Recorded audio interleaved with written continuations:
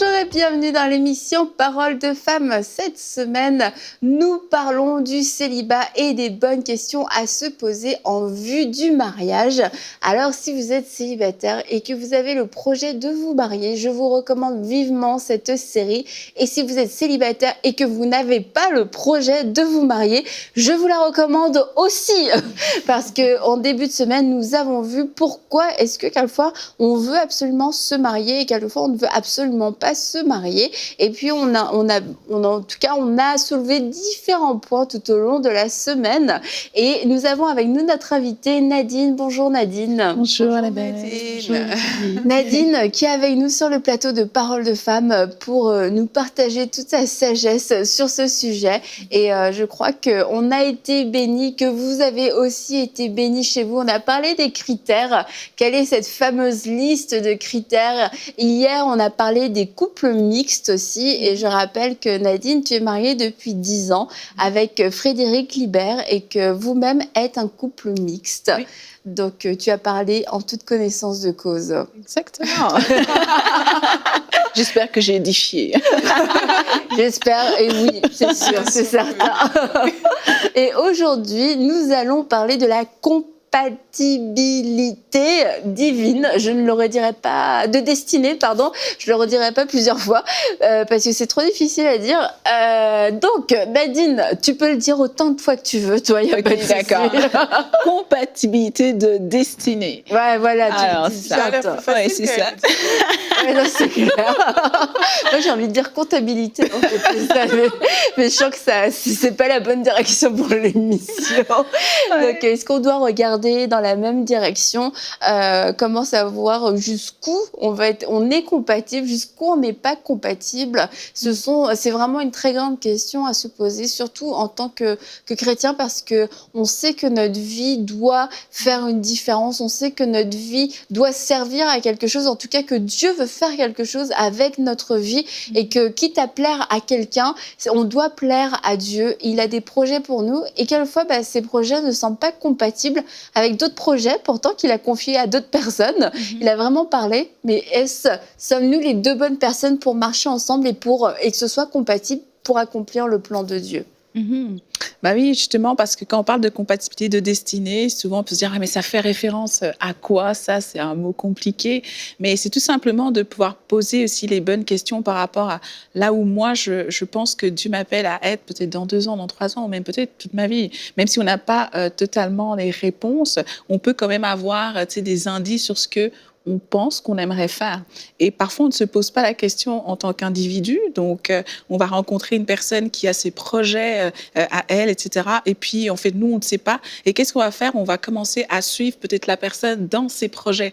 Alors qu'en fait, Dieu avait aussi un plan avec notre vie. Et c'est de savoir, OK, qu'est-ce qu'il veut avec ma vie? Est-ce que là où il m'appelle à aller, c'est la même place où la personne que je suis en train de connaître, apprendre à connaître, elle veut aussi se rendre. Imagine quelqu'un qui a reçu que non, elle serait missionnaire, qu'elle va aller partout un peu dans le monde et voyager. Et puis l'autre personne, justement, qu'elle est en train d'apprendre à connaître, dit, ah ben non, moi en fait, non, je veux rester à la même place où voici ce que moi je pense que je dois faire. Et puis tu te rends compte qu'en fait, ça fonctionnerait pas. Alors, comment ça pourrait fonctionner? Soit c'est que toi, tu viennes renoncer totalement, si on veut, à ce qu'on a passé sur ton cœur, ou alors, je sais pas, juste que, en fait, ça pourrait pas fonctionner. C'est juste de dire, OK, c'est pas possible, là, tu vois. Donc, c'est de se poser les questions. Et parfois, on se rend compte que les gens, par amour, vont dire, ah ben, j'aime la personne, alors je vais aller avec cette personne-là, son projet, c'est super, et je vais certainement trouver une petite place pour moi là-dedans.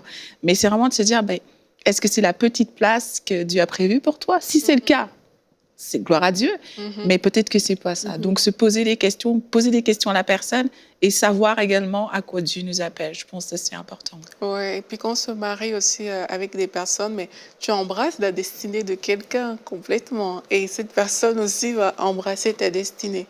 Donc déjà, aller en le sachant, c'est dire, OK, nous deux, Dieu a prévu quelque chose pour nous. Ça, c'est comme, tu le sais de prime abord. Et après, justement, dans les échanges et dans votre conversation, tu vas réaliser que, ah ok, toi, tu devrais plutôt être peut-être missionnaire et moi, je suis appelée à la stabilité, à rester à la maison dans le même pays, je ne sais pas, en fonction de ce que le Seigneur montre aux uns et aux autres.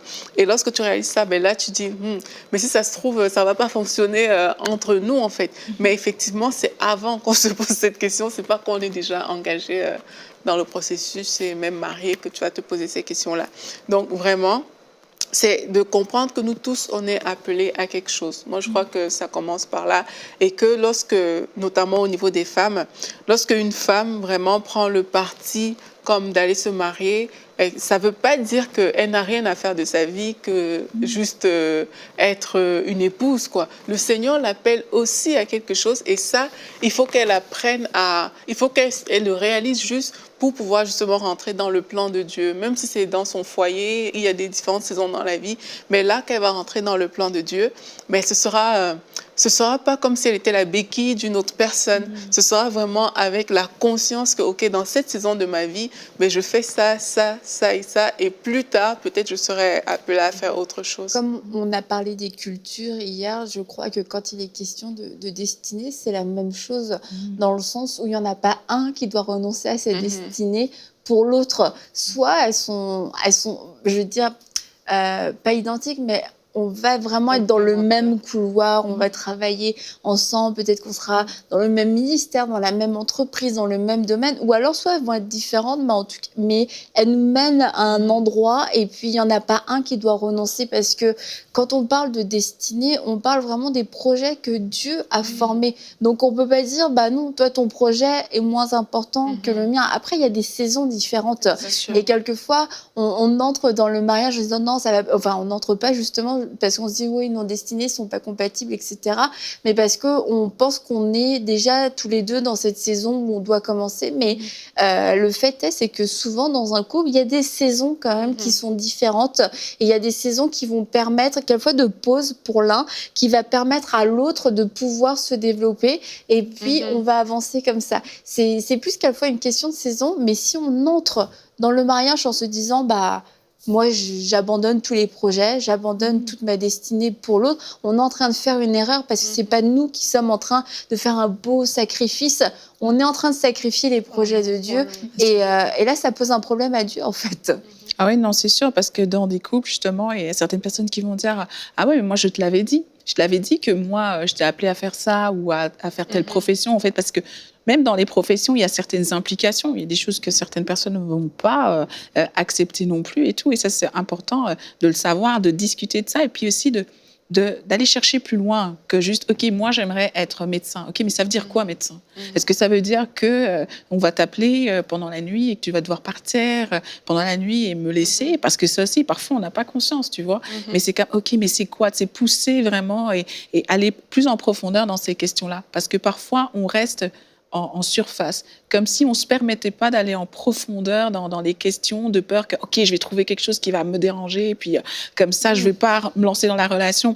Mais non, justement, tu veux le savoir. Tu vois, s'il y a quelque chose qui ne fonctionne pas ou qui a besoin d'une discussion ou de se mettre en accord là-dessus, ben, il faut que tu parles, en fait. La communication, c'est vraiment une des clés. Oui, parce qu'il y a des personnes aussi qui tombent parfois des nues. Et puis, comme tu dis, on n'a tellement pas la même signification de certaines choses que c'est important vraiment de mettre les mots. Comme tu as dit, médecin pour toi, qu'est-ce que ça signifie?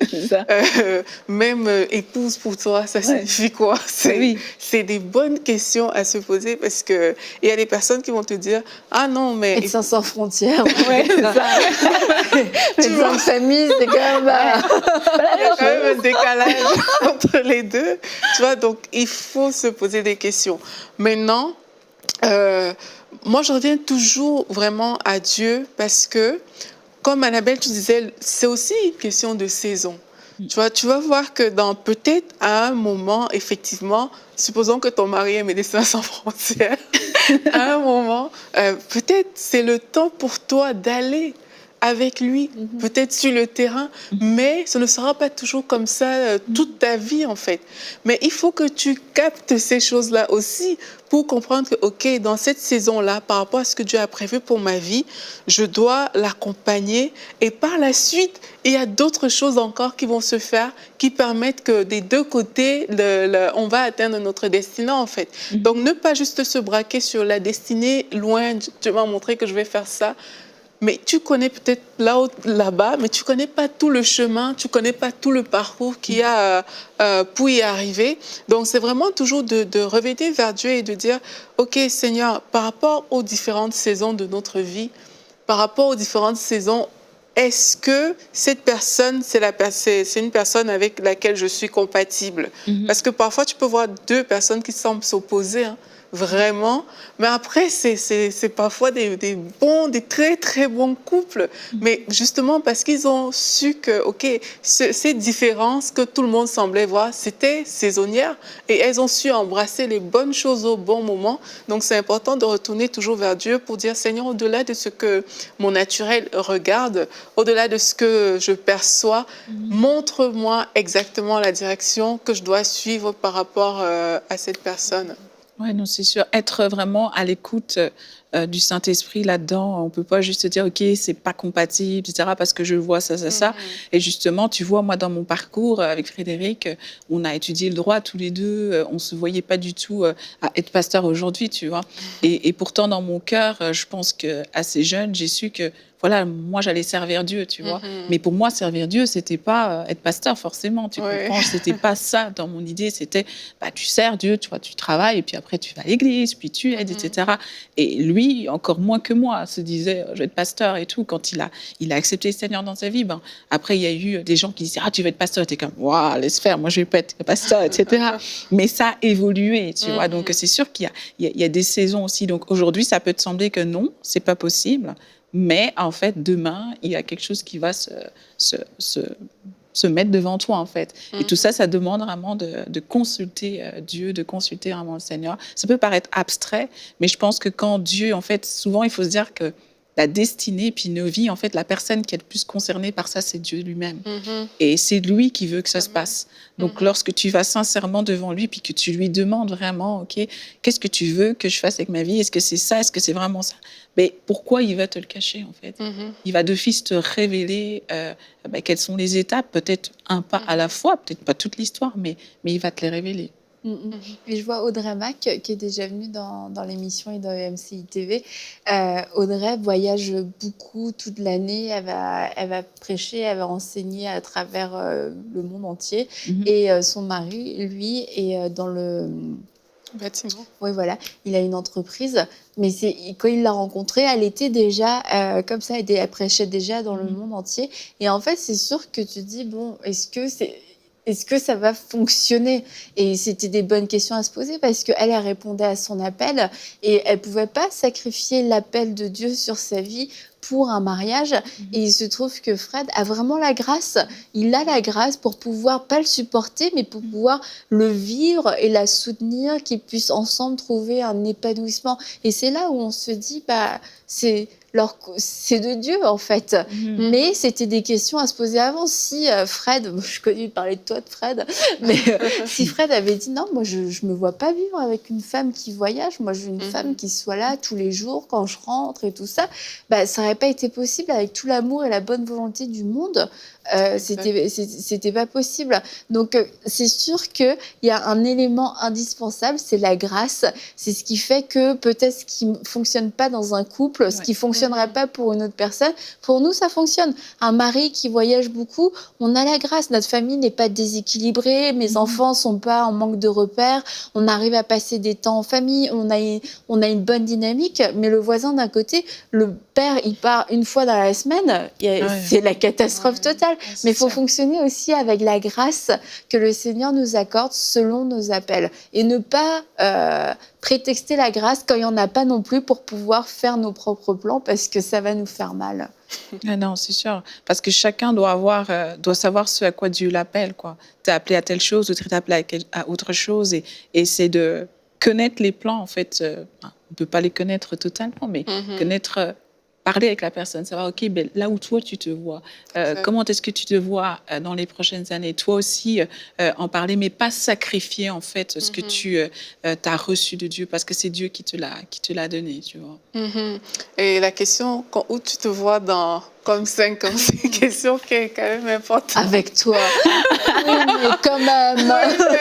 À quel niveau exactement?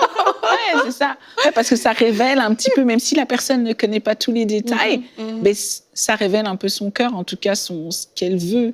Ouais, et puis là, bon, on s'adresse aussi aux femmes principalement dans ces émissions.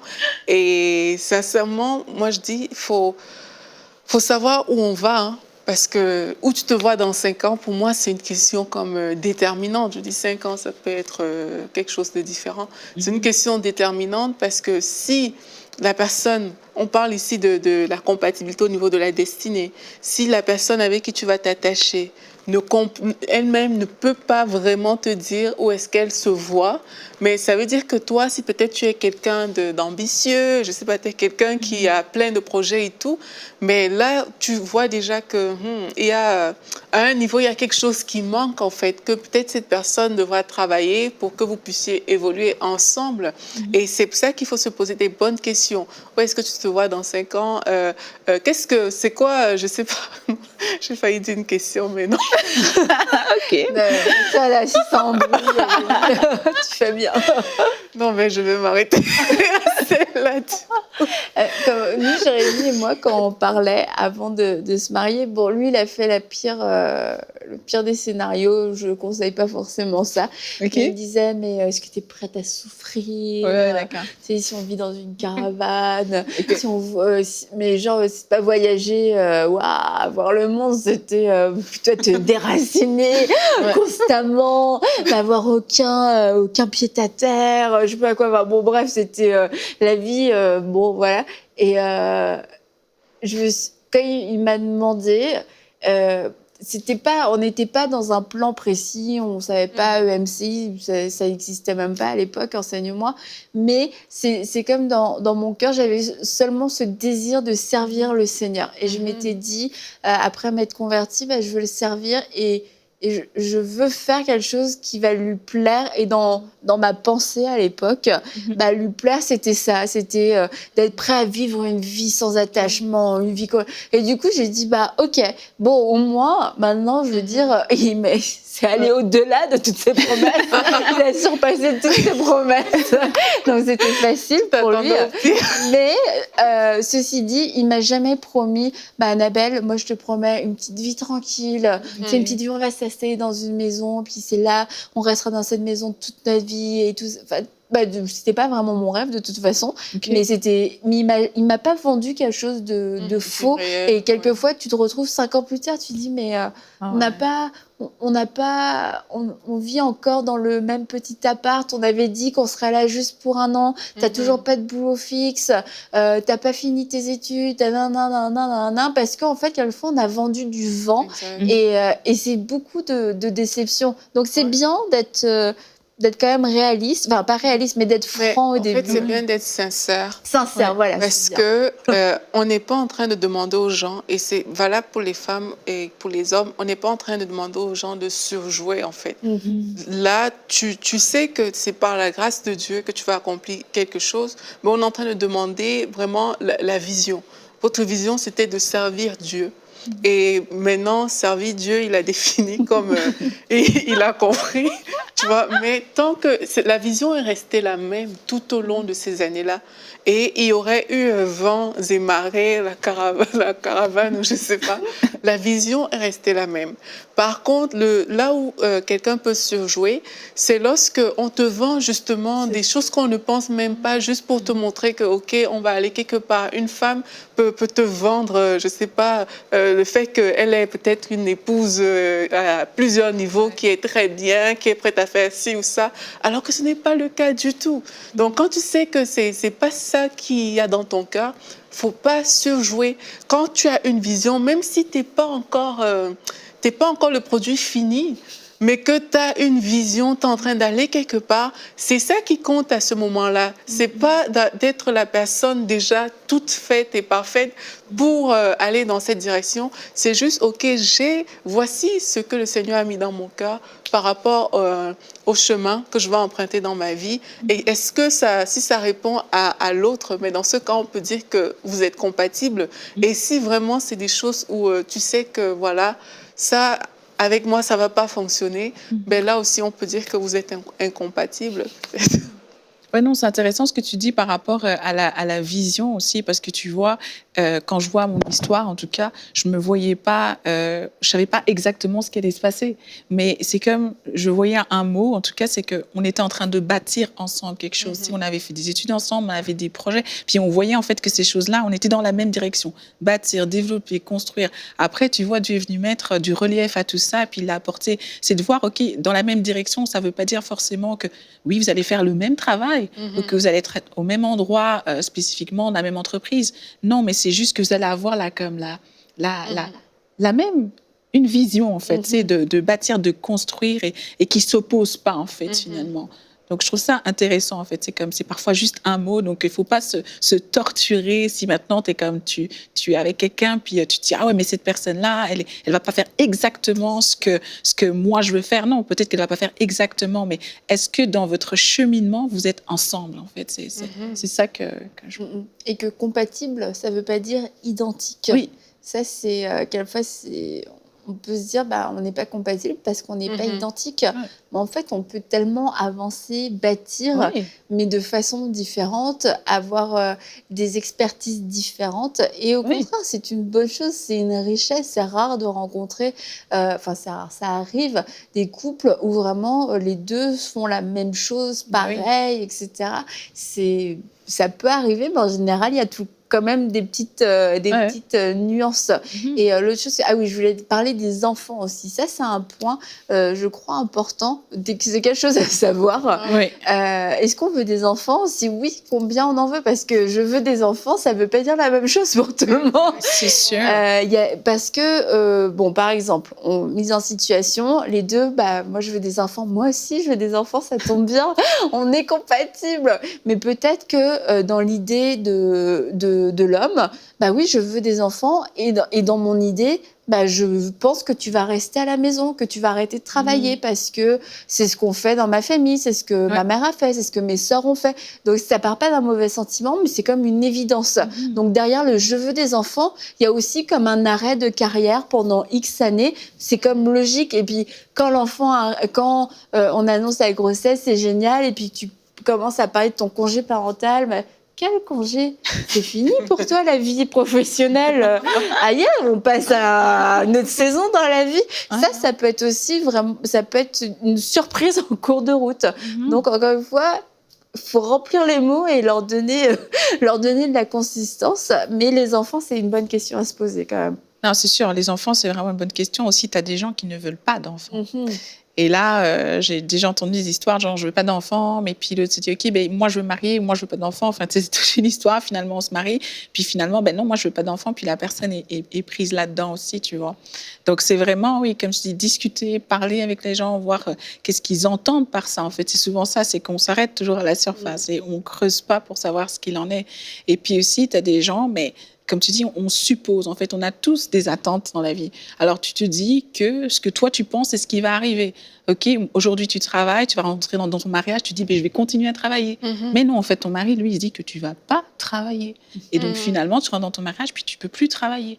Et là, il fallait en discuter, en fait. Il fallait en discuter. Mais c'est vrai, parce que pour toi, c'était logique. Pourquoi j'arrêterais de travailler? Il m'a connue pendant que je travaillais, je vais continuer.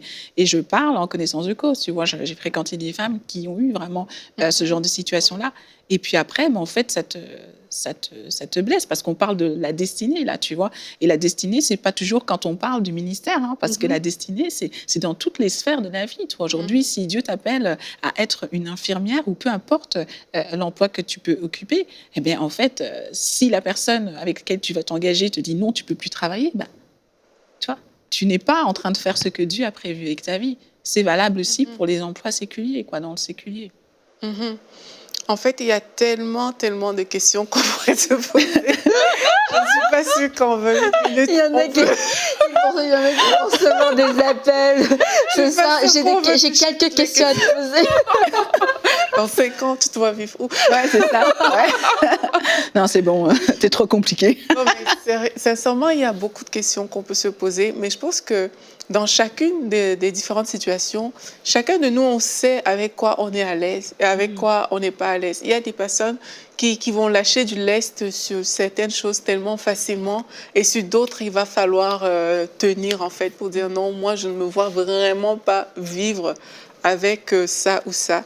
Et par rapport à la compatibilité qu'on parle, justement, vu qu'on ne peut pas tout savoir, moi, je pense qu'il faut toujours se laisser une ouverture avec la personne avec qui on veut fonctionner. Il faut se laisser une ouverture dans le sens que pour les questions vraiment importantes qu'aujourd'hui, peut-être les gens qui nous écoutent discernent en écoutant cette émission, vraiment les mettre sur la table avec simplicité et en parler et se laisser une ouverture où vraiment les deux peuvent se dire que, OK, accordons-nous de revenir sur telle chose juste pour rendre ça plus clair. Parce qu'aujourd'hui, vous avez une certaine compréhension, une certaine connaissance, mais plus les années vont passer, plus votre connaissance aussi va s'aiguiser. Il y a des choses qui vont changer, tu vois. Là, aujourd'hui, il y a une femme qui va dire, OK, pas plus que, je veux pas que tu voyages plus que 3 jours, par exemple, quand tu pars en voyage. Mais peut-être, dans le temps, tu vas voir que les obligations, je sais pas, un appel particulier fait que ton mari va voyager peut-être plus. Donc, moi, je dis, laissons aussi des ouvertures comme ça, où on sait que, OK, on peut se permettre de revenir sur certaines choses. C'est pas parce qu'on avait dit ça dans le passé que c'est du béton. Laissons-nous cette ouverture et moi, je crois que ça va faire, ça va créer une bonne communication et une bonne avancée aussi vers la destinée que Dieu a prévue. Et là, c'est sûr que ça fait beaucoup de questions à se poser, mais c'est le thème de la série. Et on ne veut pas rendre ça plus compliqué que ça peut l'être, des périodes de fréquentation, des périodes de fiançailles. Mais on veut vraiment vous encourager à communiquer. Et en fait, toutes ces questions, normalement, ça devrait être des questions qui ne sont pas forcément répondues au cours d'un interrogatoire, mais plus au cours de discussions qui ont lieu naturellement ou moins naturellement tout au long des moments qu'on passe ensemble. Donc, on vous encourage avant tout à la communication, à partager vos cœurs, partager vos projets et pas avoir peur de dire ce qu'il y a vraiment au fond de vous parce que c'est des choses, c'est en vous, c'est comme ancré, gravé en vous et à un moment donné, ça va devoir ressortir. Vous allez avoir le besoin de l'exprimer et si aujourd'hui vous vous dites non, c'est bon, moi je peux faire taire cette partie de moi, je peux renoncer à mon rêve, je peux renoncer à ma culture, je peux renoncer à ma famille. Sincèrement, ce sont des choses qui vont revenir plus tard et c'est pour ça que c'est important qu'aujourd'hui vous ayez ensemble en couple le courage de pouvoir confronter ces sujets et si vous arrivez à les confronter, ce sera le signe que vous êtes un couple fort et que le mariage est une bonne option pour vous et que dans le mariage, alors que vous ferez face à d'autres sujets, quelquefois peut-être encore plus difficiles, plus délicats, vous aurez ce réflexe de communiquer l'un envers l'autre, vous aurez le réflexe de pouvoir partager vos avis sans que ce soit forcément des causes de division, mais des occasions de partage. Alors oui, posez-vous les bonnes questions, évitez de le faire par texto, passez un petit appel, allez boire un café, passez un moment ensemble, mais posez-vous les bonnes questions et on se dit à demain dans Parole de Femme.